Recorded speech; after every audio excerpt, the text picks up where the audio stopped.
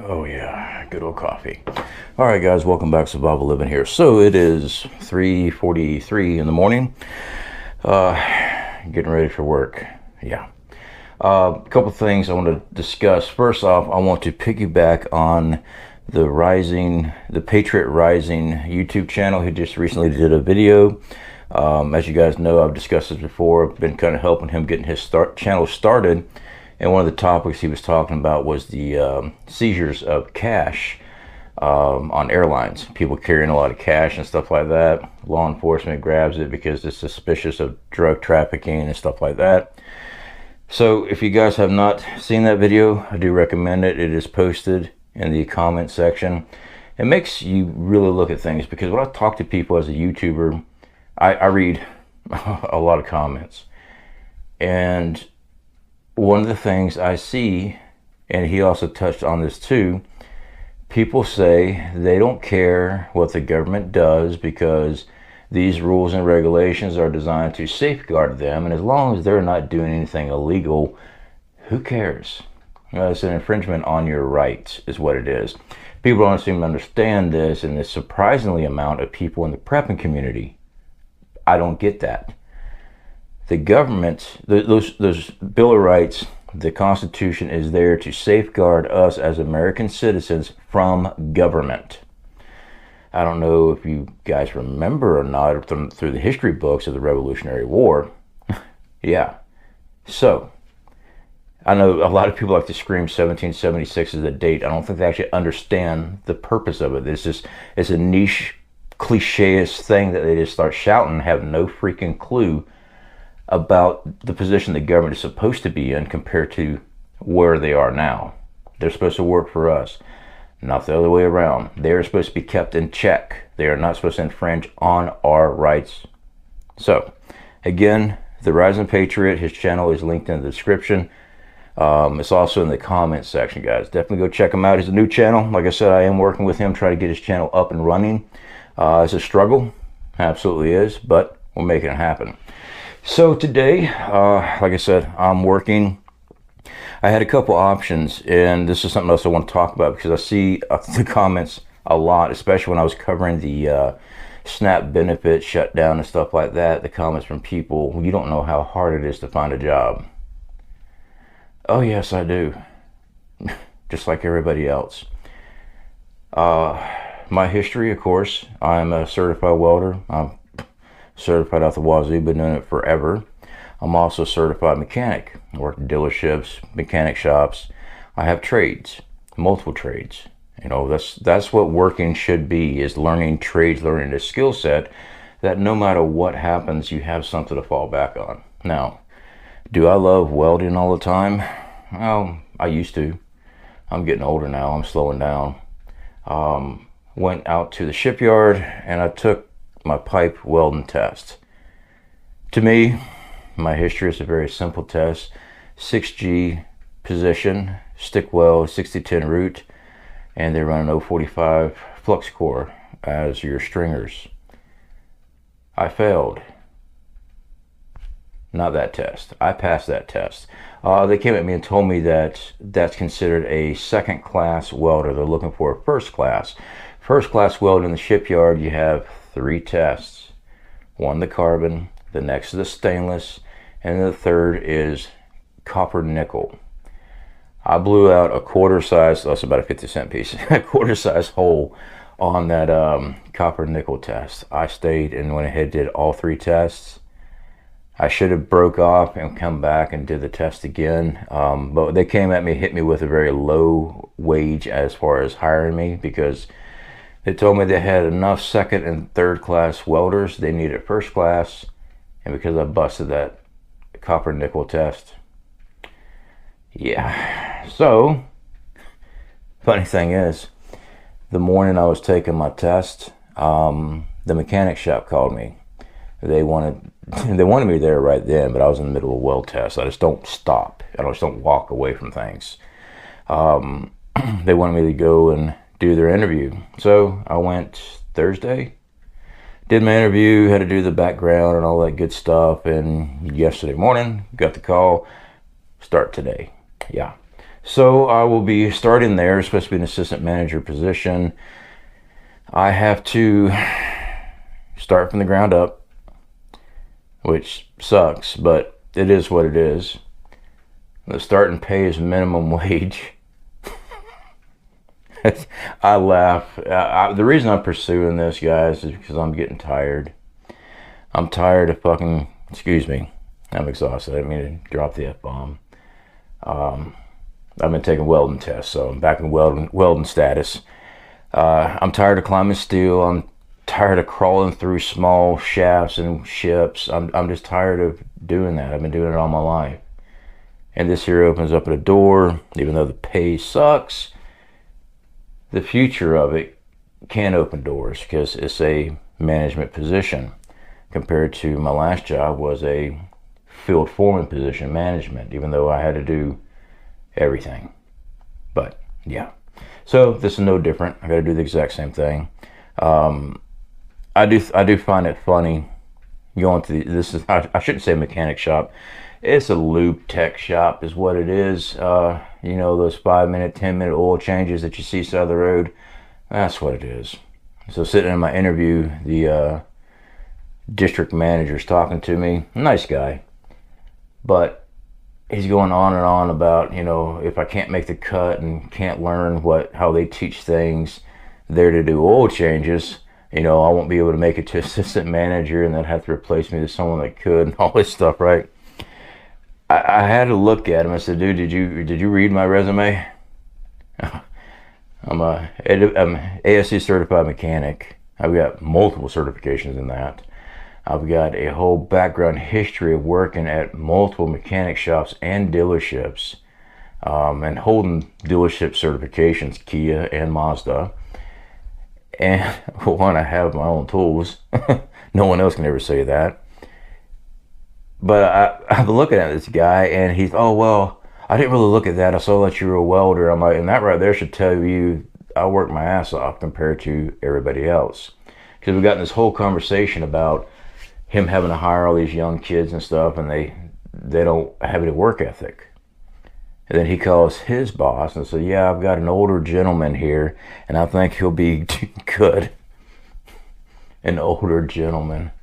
I mean, granted, yes, I'm 46, but that kind of rubbed me a little wrong. I mean, the reason I have the experience in life and I can pull engines, transmissions, diagnose, even use the new technology and diagnose cars. I can hear things on the old cars, and I can tell you what's wrong with it, and I know how to actually fix it without going on YouTube and typing in, how do you fix blah, blah, blah.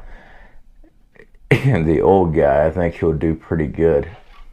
So anyway, this is my morning rant. Like I said, coffee. But when people say you don't know how hard it is to find a job, I do. But see, I don't quit. This job is not ideal as pay for me. It's literally half of what I made a week. It's literally half the amount of money I made an hour as a foreman, as an iron worker. I made $28 an hour. I had to drive an hour to work, an hour from back home. I was working 10 to 12, sometimes 14 hours a day. When I was working out of town, 7 days a week. I was always on the move. This job here starts at $14 an hour. And my wife had to tell me when I told her, she says, babe, that's minimum wage. Because when I was in the interview with the guy, he goes, yeah, man, I'm going to try to get you $14 an hour, man, since you have some experience. I'm like, okay, I hate to see what these guys are making. Then I come home and find out here in Bay County, Florida, you know, so this should be the whole state of Florida, minimum wage is $14 an hour. So, you know, he was doing me a solid to make sure I get paid legally when I should be getting paid. It just blows me away with people, man. It really does, guys. But back to, I'm getting sidetracked. I just don't have anybody to talk to on this. It goes back to can't find a job. This is what I was doing. All right, in between my time of being laid off, November 23rd, and I knew the layoff was coming. I was trying to get other things worked out, interviews and stuff like that, but I was still underneath doctor care for light duty from the surgery. I couldn't actually go to work anywhere or get employment by somebody. I'd get a job set up and they'd fill the position before I could ever even start the job. So that sucked. But during this time when I was doing this, guys, I was doing day labor. I was getting up, I was leaving the house at 3 a.m. so I can go down. We have several day labor places, all major cities do, where they put you to work doing something stupid for minimum wage. Sometimes you get paid a little more if you got your own vehicle, just to make sure we had money to float us. You know, it is what it is. There is work available. Is it the best work in the world? No, absolutely not. It's not. But it's a foothold to push yourself and get more. This job here, I don't know what's going to happen. I know I work with a lot of my other employers a lot because I'm a hard worker. I'm a damn good worker. I can call them up, hey man, I need a personal reference. And they'll be on the phone with the company saying, yeah, I wish I still had him. Hard work, dedication does open up doors. This job here, $14 an hour. Doesn't sound like much. And it isn't compared to all the other bills that you accumulate in life, okay? But it's a stepping stone in the right direction. I can work it for 6 months to a year. I have to put in a lot of hours to make the same amount of money I was doing before, and my wife helped me figure that up on the calculator and everything else. Basically, I'll have to work 5 full shifts, which is 13-hour shifts, or break it down and work 60 hours a week to cover things. I know a lot of people say that sounds like a lot. Hour-wise, I guess it is. Me personally, I only sleep anywhere from 2 to 4 hours a night anyway. I have problems. So, sleep part's not a problem.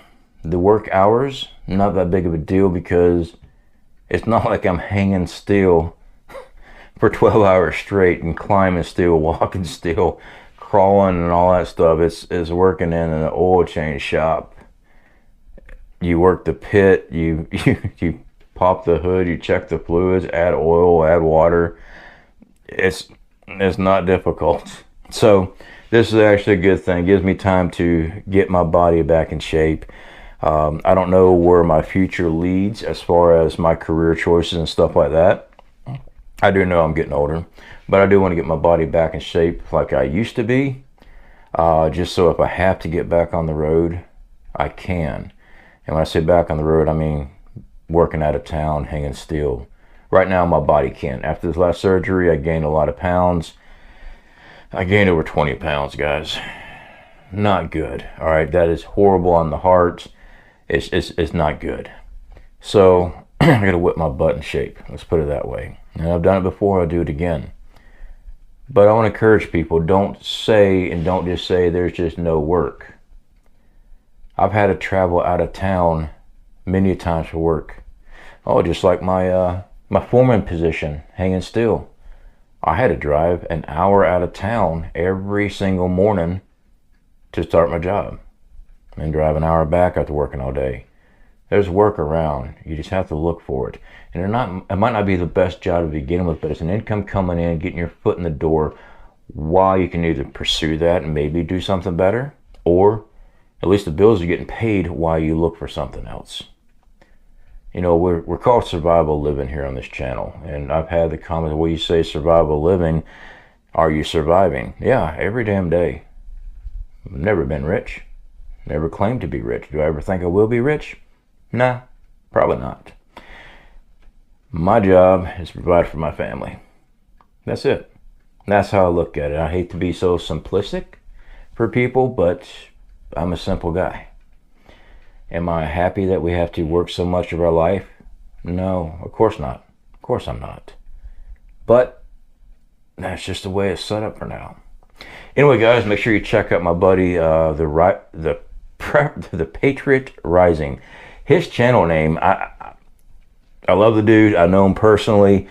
I just cannot remember his channel name. One, I have dyslexia. All right, I've had that my whole life, and I got electrocuted even worse. I'd give him another name for his channel, and he didn't like that. He liked the Patriot Rising. That's it. So check out his channel, guys. I will be working in the background with him a lot. Like I said, I'm not going to be covering a lot of news on this channel anymore. My heart's not in it anymore. I'm tired of chasing the headlines. I'm tired of going down the rabbit holes. I'm too busy with life itself. And when I say too busy in life itself, I mean I'm too busy doing our own preps. I'm too busy working, trying to make sure everything's covered on our end, because, hey, every day is a SHTF moment. It is, really is. But I will be working with him on some of his projects, give him my insight. We bounce off ideas. So I guess that could be kind of my outlet on that. When I have something I really think needs to be discussed, I can talk to him about it. He can do a video if he wants to. And everybody knows that is his channel. I'm just there to lend a helping hand. I'm not running his channel. I'm not telling him what to say and what to do. That's up to him. But we've had a good friendship for about a year now, and pretty much the same level player as us here on this prepping channel.